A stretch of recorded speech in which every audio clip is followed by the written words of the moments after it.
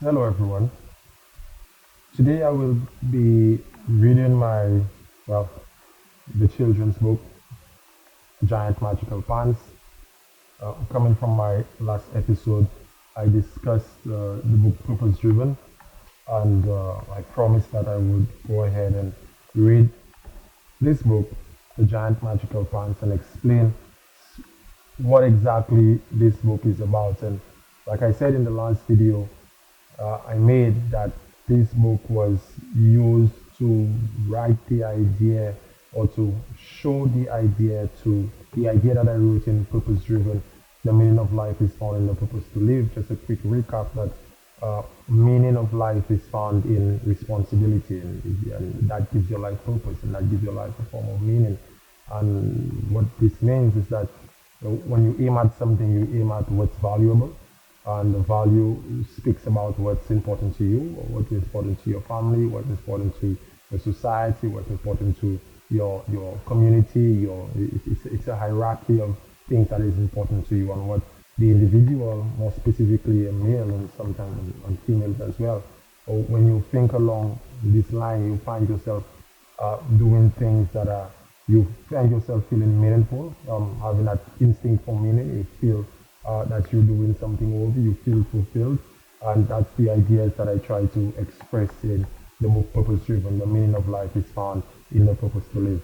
And after I completed the Purpose Driven book, I decided it's a very nice idea, and I would like to express it for a younger uh, with a younger demographic to understand as well. And that was very interesting. That was very it was fun to be able to take an idea, take a philosophical position, you would call it that, and try to symbolize it in a form for children to understand and break it down to the smallest possible way that you could say it, and use majority of the information that is in the book is seen in the imagery, and that is why I will try my best to explain some of the imagery of the book, and then I'm going to read the book as well. So the book has a lot of imagery. You will be seeing that on the screen. A lot of imagery here. I'll be showing you on the screen as I read along, and and I will explain what all the symbols mean and what I was trying to express and what you should extrapolate from reading the book Purpose Driven, not just Purpose Driven, but Giant Magical Pants. So the story goes: Minos was fast asleep. Suddenly, bump! He woke up and gasped. Oh no! The monster is back, he said, shaking. Minos pulled his blanket up high. He squeezed his eyes shut tight. Crack! Something moved under his bed. He didn't want to look. If I can't see it, he whispered, maybe it is not real. The image there is a little boy uh, in bed, and as you could see, under the bed there is something akin to a dragon. So the symbol of the dragon, when I was writing this book, I remember when I was writing Purpose Driven to be exact, I remember reading a lot of content, reading many different books. And one of the books that I read is a very interesting book. I cannot remember if it was a book from Carl Jung, Man and His Symbols.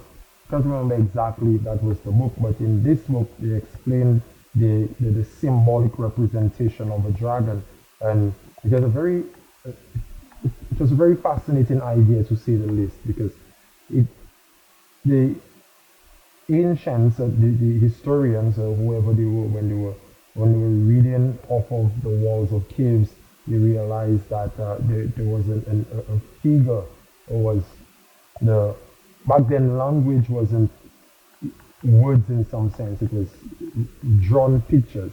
And back in the desert, back in the ancient times, back in Africa, persons used to use images to explain what they're afraid of. And in the jungle, when it was less civilized, man used to be afraid of snakes. Men used to be afraid of the big cats, the leopards, the tigers, the lions. and also big birds, because the big birds used to carry the children away.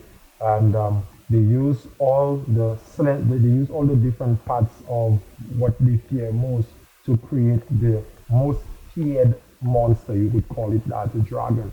The slenderness of the snake and the wings of the big bird like the hawks and the birds that could carry the young away, and also they use the paws and the fangs of the jungle cats like the lions, the leopard, and the tigers in some sense.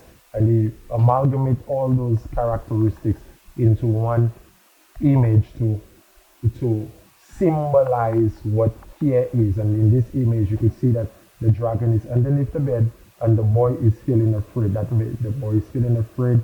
He it looks the story started as he the story. I started the story like he was in a dream, and what I'm trying to say is that sometimes we have dreams, and in our dreams that we're afraid of pursuing our dreams, and we see that a lot in young persons. There are certain things that they want to do, and there's certain things that they are aiming at, but the fear of moving forward, the fear of being able to dream big and to pursue that dream stifles you and stagnates you, and you rather stay a little boy forever instead of pursuing that aim, pursuing that dream, and taking up that responsibility.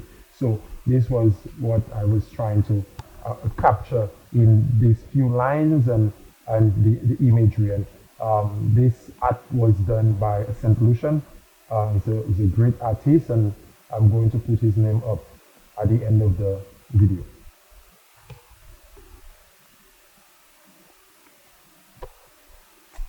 The second page, we're moving forward. Minos felt something coming closer. The room got hot, very hot. It smelled like something was burning. I am just a boy, Minos thought. Why is this happening to me? Can someone please help? He took a deep breath. Then whoosh! Minos jumped out of bed. He ran out the room, screaming. His voice was so shaky, even he couldn't understand it. Sometimes when we're facing what we fear most, many of us tend to run away from what we fear. One of my favorite authors, Carl Jung, he expressed it this way: insta quilnis inventur, which means what you're most trying to find is to be found where you least trying to look. And where you least trying to look is where you are most afraid of it, what you are most afraid of. Sometimes persons are afraid of public speaking, and public speaking is where you should look to advance yourself and to push yourself forward in the next career path. But persons might fall back and say, that's something I can never do, and that's not of me, and they might remain that person that they always are without being able to face the fear and move forward and go on an adventure and find out new parts of themselves. So this was there. Then, continuing the story, then he saw something amazing. A big giant pair of pants. Minos stared with wide eyes. The closer he got, the better he felt. He jumped and floated in the air. Wow, Minos whispered.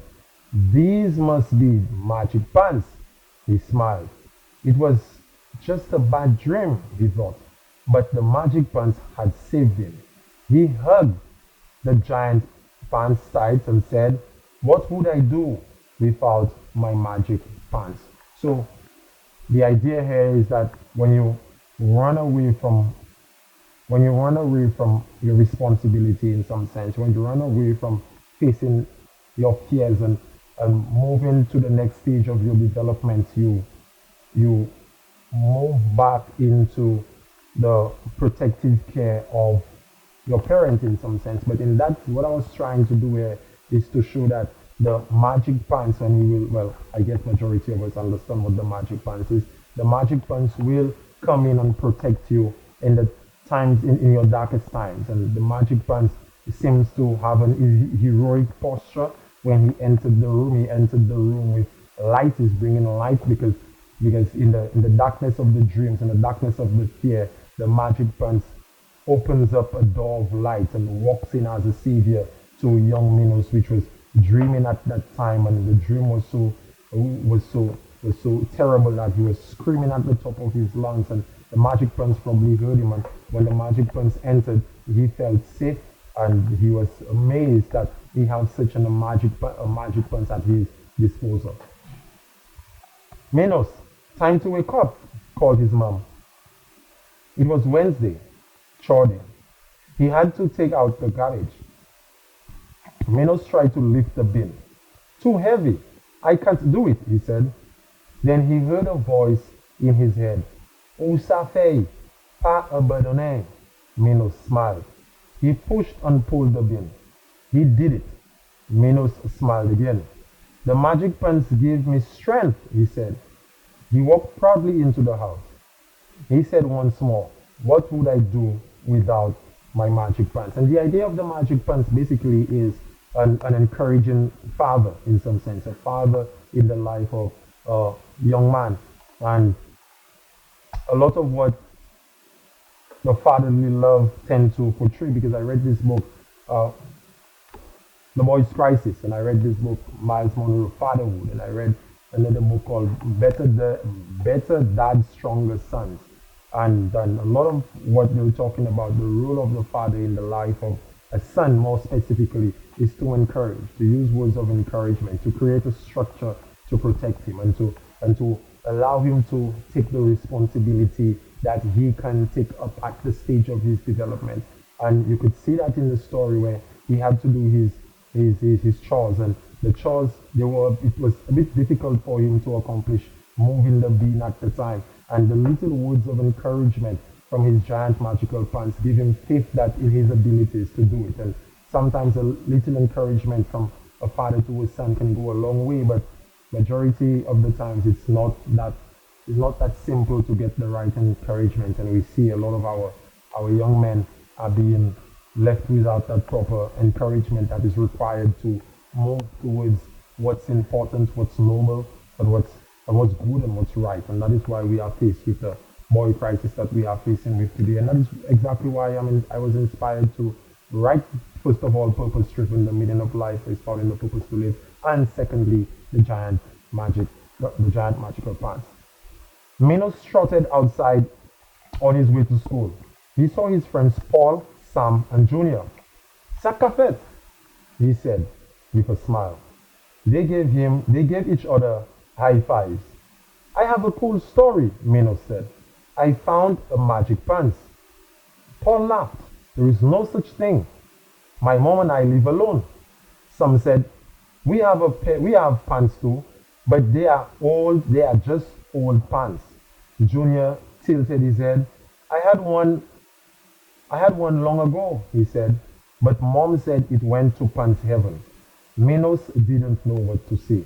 He stayed quiet. So what I was trying to bring out in these three characters, the Minos friends, is there are three types of males. There are three types of father-son relationship, because the book is the giant magical pants, and it's obvious that the giant magical pants is a father. And obvious, interestingly, I wrote that book before I became a father, and now I'm a father of two sons, and that too is very interesting. I wrote about that problem, and now God blessed me with two sons, and I pray and hope that I will be that encouraging father that I wrote in that book before I even became a father.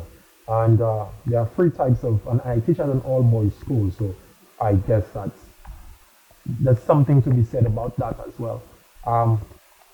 There are three sets of father-son relationship, with three patterns or types of father-son relationships, and one of them would be the Paul types. I call them the Paul types. And the Paul types, no such thing as father.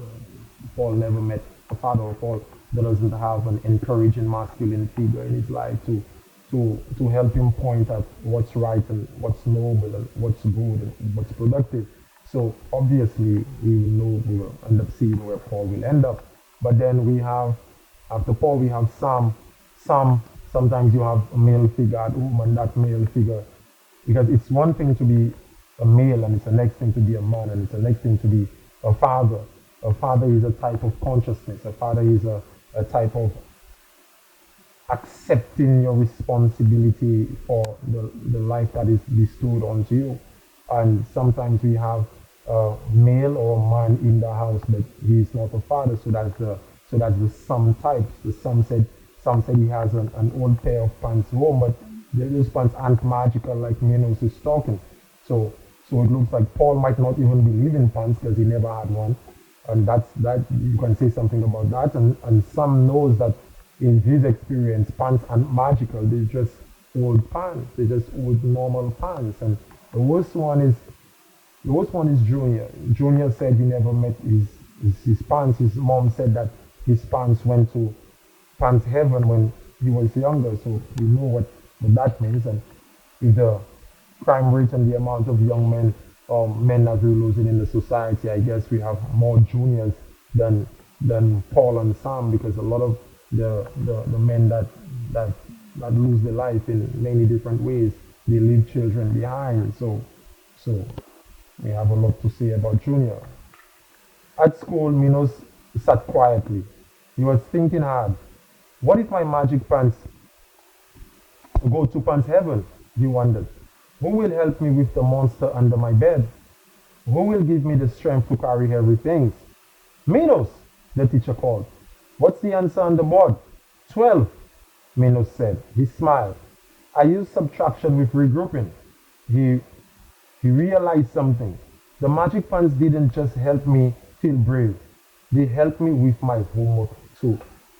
And while he's daydreaming at in school, and he seems like a fake kid, and that probably uh, shows that the relationship with his magic pants keeps him focused. And as you could see, his magic pants help him with his homework, encouraging him towards aiming at what's good, and he's able to be competent because he has that encouragement.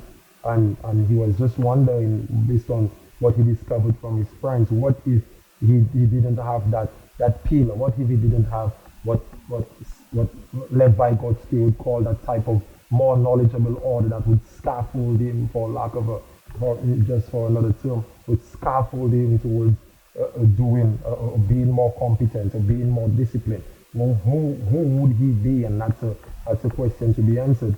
Then the teacher called on Paul. But Paul did not do the homework. That's the Paul side. Paul did not do his homework. Someone whispered, Il n'a jamais fait travail. Everyone laughed. Minos remembered the walk to school. Maybe Paul doesn't have a magic pants to help him, he thought. He looked at Paul's face. It showed fear. It reminded Minos of his own nightmare. The laughter got louder. Minos felt sad for his friend. Stop laughing, Minos shouted. That's not kind. And we talk in a society, we talk a lot about compassion, we talk a lot about including, we talk a lot about understanding persons, we talk a lot about trying to meet persons where they are. And one of the things that I seen in the society that we haven't taken stock of the young boys that behave the way they behave, and that can be attributed to the lack of proper structure in the home, proper masculine figure to be able to point them to the right direction. And I mean, opening your arms of compassion is not accepting of a behavior, but first of all, understanding that there is a very important role that the father plays in the life of a son. And if the father is not present, and even if the man is present and the father is not in the man, we have to take into consideration what kind of person that child is. And that's what Minos was doing. That's what Minos felt. Minos expressed a level of compassion, a level of understanding why Paul is the way he is, because Minos seems to be very intelligent. He seems to be very intellectual. He seems to be very intrinsically motivated by well, you could see the pains of others, and that's that. Minos was the best behaved student in the class. Everyone noticed, even Miss Melius, the teacher. Ding-a-ling, the school bell rang. Minos, please sit back, said Miss Melius. When the room was quiet, she asked, why did you shout today? Minos looked down and said, Paul doesn't have a magic pants at home to help him. We should help him, not laugh at him. Miss Melius blinked. She didn't know what to say. That evening, Minos ran home. He went straight to his magic pants. As always, the pants lifted him up in the air. Will you ever leave me? Minos asked. thinking of his friends. The prince whispered, I will never leave. If I'm not there, if I'm not here, I will be in the wind. Minos looked puzzled. What do you mean? His dad smiled and said, you'll understand when you get older. Then the prince spoke again. Promise me something. When you grow up, become a magic prince too. Minos nodded his head with a big smile. I promise. I'll be the helper on his need. That night, after playing at the field, Minos came home and got ready for bed. He checked his homework, laid out his clean school clothes, and took a bath, had dinner with his parents and brushed his teeth, and snuggled under the covers. His mom read him a bedtime story. Soon after, Minos closed his eyes, then prayed. Before we move to the next page, I outlined all the things that Minos did willfully, taking on the responsibility of his own, and that was deliberate to show that proper encouragement and proper structures was put in place for Minos. And when children, especially boys, they like rules. Boys like rules. That's why they like, and the rules must be pointing towards an aim. So you're going to say, no, that's not true, and I'm going to argue that obviously, yes, it's true because males like a lot of football. They like a lot of sports. And why do they like a lot of sports? Because sports has rules. All sports has rules. There are meta, you would call it, how do I say that? There are things you find in every sport for you to make it a sport. Example, you have the rules. All sports have rules. All sports have an area that they're played on, and all sports have a goal. One goal might be to score goals in some sense. One goal might be to score baskets, to score runs, to run the fastest, to run the fastest time. Those are goals of different sports. But also there are rules, and the rules you ask yourself, what is the game? Is the rules the game? And males play within those rules very well. They compete very well within the rules because I believe if they know the aim, if they know the purpose, and goes back to my book, Purpose Driven, if they know the purpose, if they know the aim, if they know why they are doing what they're doing, they will willfully participate. Sometimes you have to encourage them to play a little better. Sometimes you have to tell them it's playing a little too rough. But when there are rules involved, and I read this book, Teaching Boys, Reaching Boys, and they tell you the way to reach boys and to teach boys is to give them games. The games have an overall aim that they could see. And that's what I was trying to show there. Minos has proper structure in his father, his giant magical pants, so to speak. And he's able to check his homework. He's able to lay out his clean clothes. He's able to take a bath, have dinner with his parents, brush his teeth. All that speaks to the level of responsibility that he has already accepted because of the proper encouragement that he has.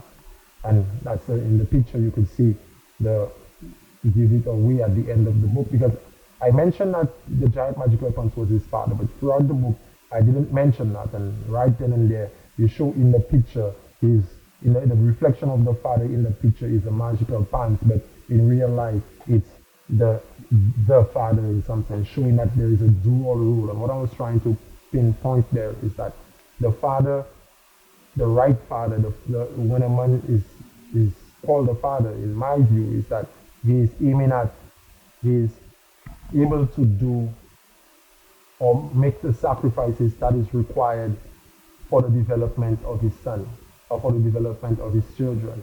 And that talks about being protective, that talks about being caring, that talks about being nurturing in some sense, that talks about encouraging, that talks about, and many of those fruits are found in what we are called to be as individuals, and what would produce a productive society if majority of us were caught doing that. And that's what this represents. It's a form of abstracted father in some sense. The rules that if you take 100 competent fathers, there are certain things that all of them are doing together. And I think that's the meta father. I think that's the higher father in some sense. After we heard the crack sound, and a sound came from under the bed. Minos opened his eyes, but this time he wasn't scared. He looked under the bed and saw the dragon. Want to go for a ride? Minos asked. The dragon smiled. Together they soared above the village. Minos had learned something big. When you face your fears, you become strong and brave, just like your magic pants. So the idea, the starting of the story, when he first heard the sound of what he was afraid of, his dreams that he in his dreams and what he is going to pursue, what was underneath his bed, his discomfort, his fears, he he ran away from it. But with encouragement by the Father, with encouragement, with being able to understand the role that the structure protects him, the structure that protects him, and he has the ability to become that structure as well. His fear alleviates, and that night when he went back to bed, his dreams, he went back into his dreams, and in the dream he was no longer afraid. He was riding the dragon at the top of the village. He was riding above the village. He was some form of a hero. He rides above his fear, because sometimes you can allow your fear to stagnate you, or sometimes you can put your fear behind you and allow it to propel you forward. And that's what he did when he saw that encouragement from the Father was something that gave him confidence, something that made him believe in himself, something that made him believe in his abilities. And now he's riding the dragon in his dreams above the village, the ability to conquer your fears, and to be able to go out in the unknown, and the ability to help others, and to be able to be a good citizen in some sense. And that's the end of the story. And I think that's a very symbolic story. I try to ground a lot of the practical ideas that I wrote in my book, which are purpose driven, and I try to express it in this book, The Giant Magical Pants. And that's all for now. Thank you very much, and I hope you enjoy, and let's continue the journey from strength to strength.